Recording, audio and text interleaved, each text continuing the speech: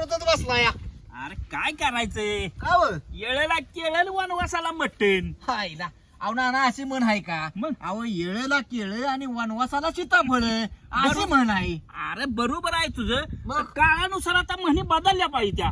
समजा आपल्यासारखा वनवासाला गेला बर. काहीतरी कुत्री माजरा शिकार करून खाणार व मटण. हो हो. आपण काय रामागत वनवासात कंदमुळ खाणार आहे विटाव. हो. मग ही काळानुसार बदलल्या पाहिजे. आणखीन कुठली म्हण बघ अतिशाना त्याचा काय अतिशाना त्याचा बैल रिकामा. आता बैल आहे का कोणाकडे? नाही नाही. मग काय म्हणायचं अतिशाना त्याचा? अतिशाना त्याचा आता काय बैलच म्हटलं पाहिजे. आता काय म्हटलं पाहिजे तर? अरे बाबा अतिशाना त्याचा पोरगा रिकामा. ती कसं काय? हे बघ अतिशाना असतो का नाही हा. त्याचा पोरगा काय असं किरकोळ काम करीत नाही नाही नाही. आणि चांगली काम अवघड त्याच्या बाच्यानं जमत नाही. हो नाही तो नाही. निवांत असतो घरात. हो. म्हणून अतिशाना त्याचा पोरगा रिकामा. हा नाही नाही अशी बरोबर आहे. काळाची गरज आहे ती. बरोबर आहे. आता दुसरी म्हण बघ एक काय म्हणते ती काय हो? काहीतरी म्हणते ती की रे. हा नाव सोनूबाई हाती कटलाचा वाळा.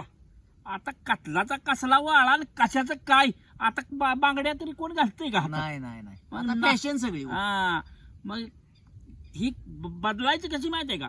नाव सोनूबाई आणि हाती खुरपण दोरी असं झालं पाहिजे. आणि दुसरी एक म्हण बघ काय म्हणते ती काय हो?